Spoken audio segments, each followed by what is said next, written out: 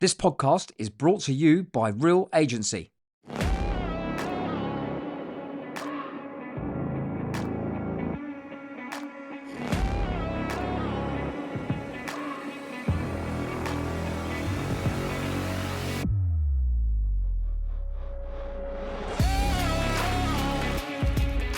Hello and welcome back to Zero BS Estate Agency, the podcast that cuts through the nonsense and gives you the truth about selling homes in today's market. I'm your host, John Savage, and today we've got a special guest who's been on both sides of the property fence. Henry Sherwood is one of the sharpest minds in property. He's been in agency since 1991, switched sides to become a highly respected buying agent, and has seen every trick in the book, both good and bad. And in this episode, we get stuck into the honest truth about what really maximises the value of someone's home when they go to sell, and how to spot professional agents versus the polished BS merchants, and the biggest mistakes the sellers make when choosing an agent. This is a no-nonsense conversation every seller and agent needs to hear.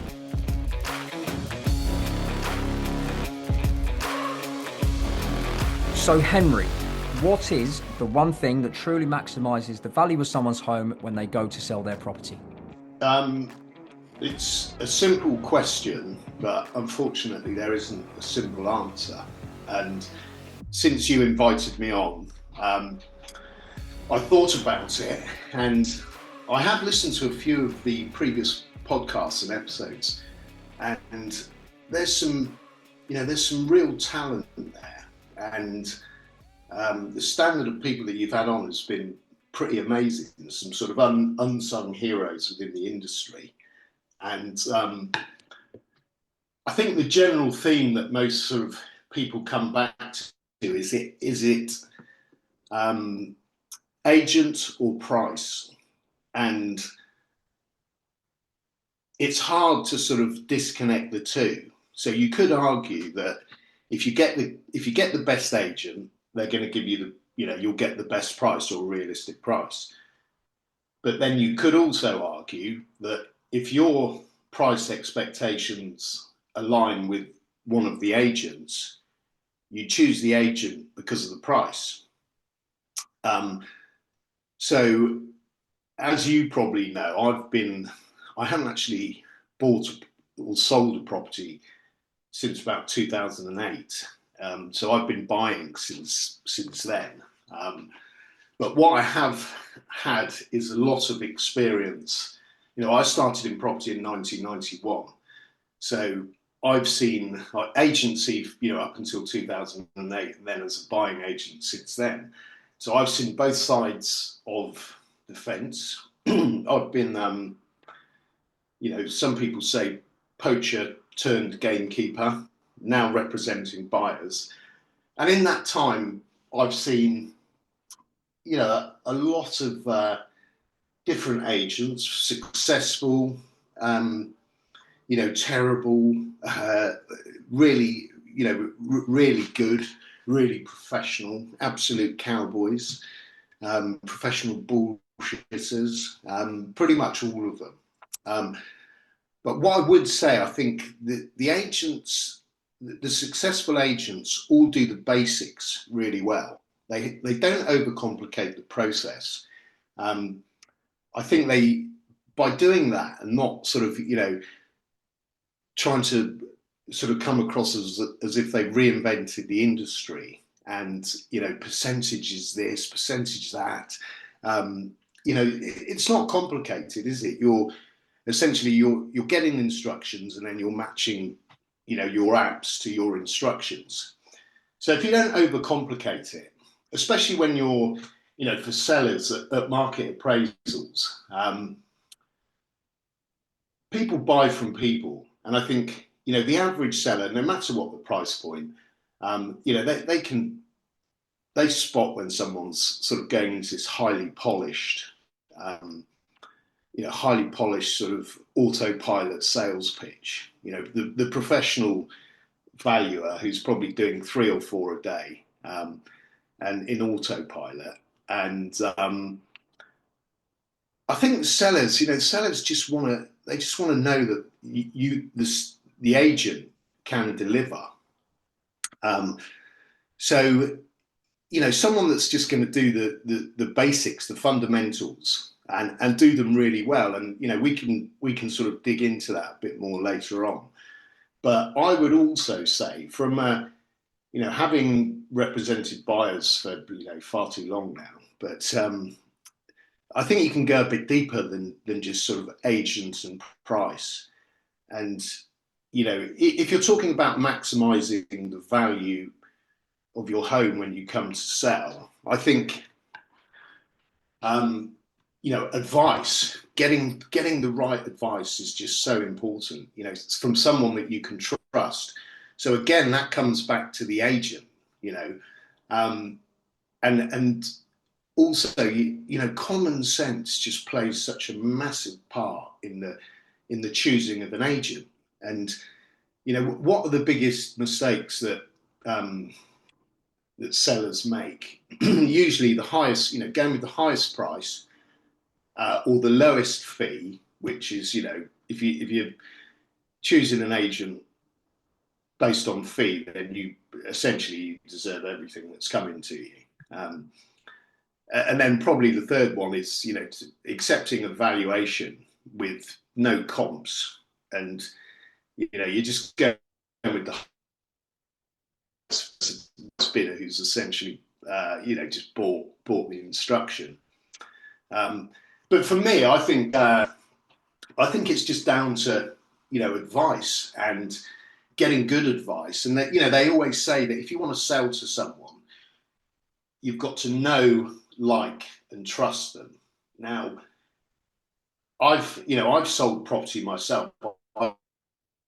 And quite often people don't know that I'm in the industry, and so I'll intentionally not tell them that. Get people round, and you get everyone from the owner to the sort of neg that's just been made a valuer, and they go into this automatic pilot polished pitch mode, and you don't actually learn anything about them. One of your guests mentioned, I think it was something to do with character or people, and I think people just forget about that. And as a seller, you want to know that. Firstly, you want to know the person that you're entrusting with probably the biggest transaction of your life. I mean, we have clients that they buy boats and planes, but for most people, for the average person, their property is the single biggest transaction they will make, buying or selling. So, you would want someone that you can trust. But I think sellers, especially in that sort of, that MA situation, they don't know anything about the person. They don't know whether they can trust them. All they've done is listening to, a 15-minute pitch about statistics and percentages over and all that sort of nonsense. So the hard part is really finding the person, finding the agent, and someone that you can trust to give you honest advice. How do they And I don't know how deep. how do they trust Henry? Because when you see three people all turned up in nice suits, all driving nice cars, um, they've clearly got loads of property on the market. Yeah, Do you know what I mean? How can a seller yeah. trust one person versus the next? It's a difficult one. Like I say, you do get professional bullshitters, and they are so good. They'll tell you everything that you want to hear. But I mean, also planning. If an agent's turning up for an appraisal, so if you're a seller and you've invited three guys in, which is usually what you do, and you're trying to suss them out. I think a lot of sellers are just too afraid to ask questions. And, is it because they're afraid, or they don't know what they should be asking? And I think a point that you've always made, which is what price would get the 10 best buyers through the door. I often say, to the times when I've sold, and me and my partner have been there, and we're interviewing an agent, and she's pissing herself laughing. But just think, you know, like just not being afraid to ask questions and to gauge what the answer is like, you know. So, you know, how many buyers do you have registered at the moment for a property of this type? You know, it only takes a handful of qualified buyers to sell a property, and wanting to know, you know, the biggest thing I think as well is that they roll out the big guns for the appraisals, and you'll get the, you know, as you say, you'll get the sort of area director or the office owner. They'll turn up in their you know, in their leased car and you know, do the business, highly polished pitch, and then when your property's on the market, you get the junior neg doing all the selling, all the viewings, or the Saturday girl. And, you know, it's not how you envisage the process to go. You know, quite often there's no sort of service level agreements. There's no clear strategy other than price. You know, as we all know, the majority of viewings are front loaded, so you'll get, you know, whatever it is. I'm going to sound like an agent now quoting percentages, but is it something like 60 or 70% of your viewings are going to be in the first 2 weeks? So a lot of agents don't have a clear strategy after that. You know, there's quite a well-known sales technique, you know, the straight line principle, as they call it, where you try to go from A to B. So in this case, from, I suppose, launch to exchange. And if you start, you know, by the shortest path, and if you start to veer off course, you need a strategy to get you back, you know. So and essentially the job of an agent is to get people in the door. You know, it's, you don't, I sell property sight, or I buy property sight unseen, but agency survives on, you know, on numbers and getting people through the door. So you need to, you know, you need to be able to ask those questions and trust the advice that you're getting. It's never going to be 100%. You know, you can't put them on a lie detector, but, you know, most people are, you normally form an impression on someone in the first few seconds. Yeah, And and do you know what I people think? buy from people.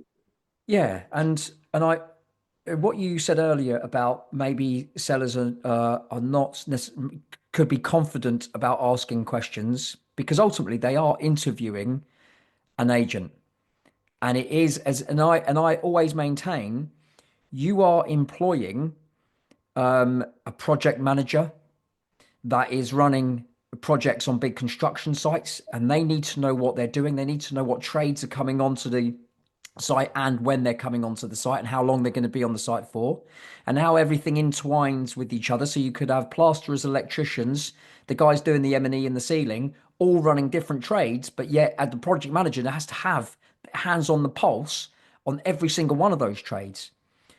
Equally, if you're an event organizer and you're running a weddings business, you have to know what you're doing in order to make sure that that's a really special event. You can't fuck that up. And there are milestones that both the event organizer or the project manager and the seller have to hit in order to make sure that either the event is actually spectacular or the actual construction site finishes on time. And from a seller's perspective, if they are employing an event organizer, that event organizer is not going to be paid the day after the wedding's happened. They're going to be paid again up front.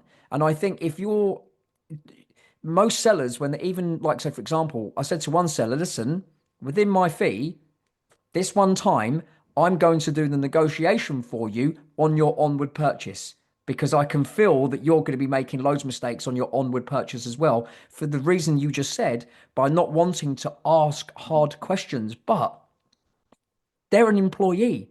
An agent should be your right arm. They should be like, and if they're your right arm, you want to know that you can actually move your elbow, that you can move your fingers. Do you know what I mean? That that's going to do what you need it to do, not be taken down a road of just like, oh my God, I've got a gangly arm now. I think, yeah, and also I think what, you know, when people have problems selling, it's normally that there isn't, you know, like I say, there isn't a strategy past the launch price. And, you know, like you said, if you're employing someone to deliver something, and that needs to be managed throughout the process. And quite often, you know, I always say prevention's better than cure. And if you're, you know, if you launch at the wrong price, the market will always dictate what the property's worth. And that will be quite evident from the number of viewings. So if you launch at the wrong price and you don't get the viewings, you know, when you're interviewing the agent, you should be setting the reporting period so that you can keep that, you know, that marketing on track, and not end up, you know, having I mean, most good agents will be speaking with vendors once a week anyway. You know, I think within the first week, it should be more frequent than that. You know, because if you're, you know, depending on your strategy, I mean, most people they'll get the negs to phone their hot buyers first of all. Then you'll go live on the portals. You know, the portals are fairly instant, so you'll get, you know, probably within a couple of days, you'll know how many viewings you're getting in that first week, and up to that first weekend, which is the critical point, because then you'll be doing second viewings the next week. But it's easy when it goes right. But if if you haven't got regular communication sort of penciled in, then you'll miss out on that crucial time. And you know, so these are the sort of questions that I think sellers, you know, they don't, in fairness, they don't know that today. It's easy for us because we work in the industry, and we've all made mistakes ourselves. And especially at the moment when the market's a bit up and down, depending on, you know, where you are. If you're late reducing, you know, say you don't get the viewing figures in the first week, and you've overcooked the price, then you could end up sort of chasing the market down, and you're always reducing the price too late after you've missed the hot buyers. So, you know, in terms of for the sellers, you know, there should really be a sort of guide. You know, there's not really a lot of information for sellers, is there, in terms of, I know you do a few little bits and pieces, but Yeah, well, it's hard for sellers to sort of, to you know, to know what questions they should be asking, and absolutely. whether So, they can trust. yeah, totally. And that's the reason why I've written sort of two very brief ebooks, one being the 7-step pre-sale playbook. That is like, well, you get that. That is the 7 steps that I use that really does maximize the value of property. So, for example, the sellers that have actually taken my advice, percentages, I've actually achieved 104% on average of those of provable market value. That's an extra 4%. So if I'm saying I'm charging 2%, well, I'm already much better than agents that are achieving 97%. But here you go. Here are the 7 steps. I need to be held accountable. Yeah. You know, I always say that an agent is a rented piece of equipment. And like any piece of rented equipment, if it's not performing, it should be able to be handed back without penalty, right? And so that's me going, well, here you go. Here's that 7-step pre-sale playbook. Read that. That's going to tell you exactly how to maximize the value of your home. And by the way, if you want, I've also got another ebook, which is the 21 exact questions that you should be asking those agents. Yeah. When you actually, in fact, before you actually get them over, email them those questions and ask them to answer them, because the closest 20 agents to you, all of them should have an answer to every single one of those questions. And the ones that don't send you back by a timeline you've asked for in the next couple of weeks, guess what? You don't call them up. But the ones that have given you an answer, at least they're being honest about the answer, because the questions basically slip. They're almost like an interrogation, and they're designed and written in such a No, way slip I think people up. you're right. Yeah, I absolutely agree, and I think that you know, vendors, they don't do enough sort of due diligence up front. You know, you can go on to the portals. The portals are a great way to see who's got a presence in your, you know, in your area.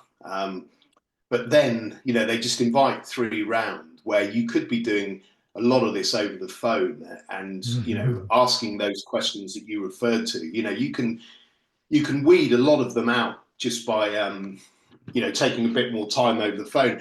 I know it's hard because you'll phone up and you'll speak with, say, like a receptionist or admin, and they'll just say, "Oh, I can book you in for a valuation," But where you can, do as much due diligence as you can. Like when we're buying something. So if something, most of what we buy is off market or pre-market, so we don't have details on it. Quite often it's just through contacts. I'd say about sort of 70% through agents, 30% through contacts. And if we get a sniff of something that's, potentially coming to the market, we will actually conduct most of the due diligence over the phone. So we want to know that, we're able to buy that property, it's proceedable, before we even waste our time to go and preview it. And I think, if there was a way that vendors can do that, or, as you say, at least be prepared for when they have this smooth, highly polished sales presenter in their house. But again, going back to common sense, why do you get an overcooked valuation? They're buying instructions, but why do people do it? Why do they go? They've not offered any comps. The other guys are within. Say, like, I know on the previous episodes, the average sort of price that people have mentioned is around sort of 700,000. And you've got two agents that are coming in, say between 10 and 20k of each other, and then you've got some smart aleck who'll probably pump it up to 770 or something like that. And they still, they've got no comps, and yet vendors will still defy all common sense and choose that. And they don't know, do they? I suppose they don't know. We've been, you don't know what you don't know is the classic phrase, and we have inside knowledge, so we probably can't see. But my view is get a good agent, someone who you can trust and essentially who you like, because it can be a process. Not so much the sales side of things, but when you're conveyancing and things don't go to plan, you need to be a team, you need to be united. If you know them, it helps. You know who they are. Are they a family man? Do their kids go to the school? That sort of thing. How long have they been in the job? As opposed to someone who's just been shipped in from the neighbouring county, who's never worked the patch in their life. But no, like and trust is the basics. Basically, like I said, do the basics well. Good agents. I hear people saying, "Oh, they took a photo on an iPhone," but it's not the quality of the photos that gets people to, it's what the photos are of. Someone that knows what photos to take in order to maximise that sort of 5 or 10 seconds that you have online when someone's scrolling through, and a clear plan of action, a plan B. They know how many buyers they've got. Good agents, they have a morning sales meeting. They talk about how many apps they've registered, what hot buyers they've got, what offers they've got, what negotiations they're in. And anyone doing valuations, in my opinion, should be in that sales meeting. So they know exactly what's going on in the engine room of their business. And if a seller turns around and says, how many buyers can you get in the first sort of, in the first week? They should be able to tell you. They should know. And again, have they prepared for that valuation? Are they going with comps? If someone says, "Oh," if they come around to do an MA and they say, "I'll come back to you with the price," just block them. Or if they ask you, "What price would you want?" I'd kick them out. They're the authority. You're paying for their knowledge, their experience, and their expertise. So I totally agree with that. And the thing around buyers, buyers, I always say to sellers, right, there's 3 waves of buyers. There is the buyers the agent already knows, right? So to your point, who's hot to trot within those buyers that they already know. Then there's the buyers that the agent doesn't know, who are like voyeurs and just checking out properties, but they've not yet registered their details with anyone, right? And then there's the third wave, which are the bargain hunters. And what generally happens is that the agent overcooks it, so they miss out on all the hot to trot because the hot to trot go, well, I see it, but yeah, the seller's dreaming, right? Because I know exactly what the price is. Yeah. And the second wave of buyers that They the agent didn't they know. viewed and they know the prices. Exactly. And then the second wave, they don't come out to play because guess what? They've been looking around and they've been going, or that other similar properties have been sitting there for months. Why would I go and see this one? I'll wait for it to come down. And then you've got the bargain hunters who are actively waiting in the wings, waiting for the seller to eventually reduce.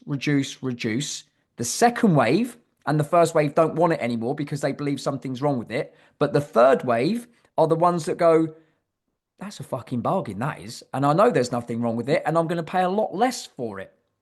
And that's just Yeah. versus what the pro does. The pro recognizes that and goes, no, I want to get the bargain hunter, the second wave, and the first wave all in at the same time.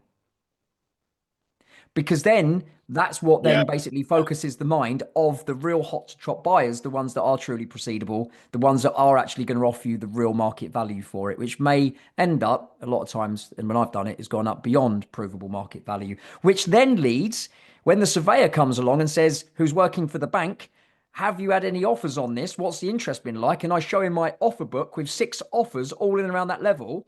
And then I give him the comps at the provable market price, which may be slightly less than actually what we've been offered. That surveyor is going to think to himself, fucking hell, 6 offers and 17 viewings in the first weekend. Maybe I'll give that a tick in the box in terms of its value, as opposed to downvaluing it. Yeah. Yeah, I mean, down vals are a big thing, aren't they? Where, and especially where, someone has overcooked the price to buy the instruction. And it's all very well, agreeing it. But, especially at the moment, lenders are cautious. But I think another point that is, that I always bang on about to clients, and if ever you see me sort of quoted in the press, I'm always going on about asking price has got rarely nothing to do with market value. And people confuse the two, especially we have a big problem now with what we call vendor vals, or vendor valuations. So the vendor's got a figure in their head. It's only human nature. You're walking home, you see a for sale board on your neighbour's property. You look at, you can't help but go online, see what it's worth, and then you automatically think yours is worth that. And you pay no attention to size and price per square foot, and then all the factors that affect the price per square foot. And I think something that I think either we talked about or I heard several occasions is like think like a surveyor. If you're a buyer, think like a surveyor, and how do they value property? But vendors, like I say, sometimes you can't blame them. If someone's got a price in their head, an agent comes in, puts a price in their head, they go past the point of sale mentally, and then they start to think about their forward purchase. They've got unrealistic equity to play with, and they've set their heart on their next purchase, and then 2 other people are going to come in and say, no, sorry, I'm going to shatter your dreams. So you can't blame them. But it just boils back down to, trust. How can you trust someone? Trust. If someone's presenting you with the facts, you can trust them. You've got 2 agents there with valid comps, preferably exchanged in the last sort of 3 months within the same postcode sector. You can trust that information and trust that advice. But you've got someone else that's saying, it's worth 10 or 15% more than the other guys have come in at, and they've got no comps to support it. You are not going to trust that person, are you? But again, that comes back down to what I was saying about common sense. Just take a step back and look at the situation. But it is hard. It's hard. It's a numbers game as well. For agents, they can have that sort of throw anything approach and something will stick. And if they're doing, they've got a big marketing machine behind them. But I think now there's, the industry's changing. There's a lot of brokers out there, a lot of self-employed.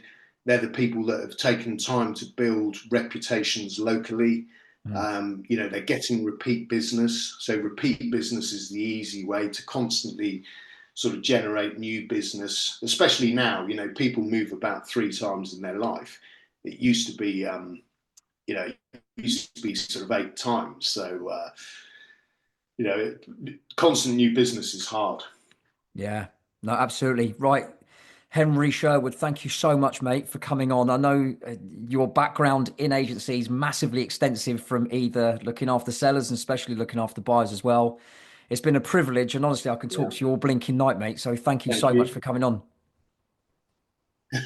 Yeah, we got there in the end. It was good. No, I enjoyed it. And I'm sort of fully behind what you're doing with the Zero BS, and sort of trying to, especially some of the guests that you've had on, who are really proud of what they do. Estate agency used to be one of the most hated professions, and now there's a sort of new movement of people that are proud of what they do, and they just sort of they want to change the perception of it, and do things properly.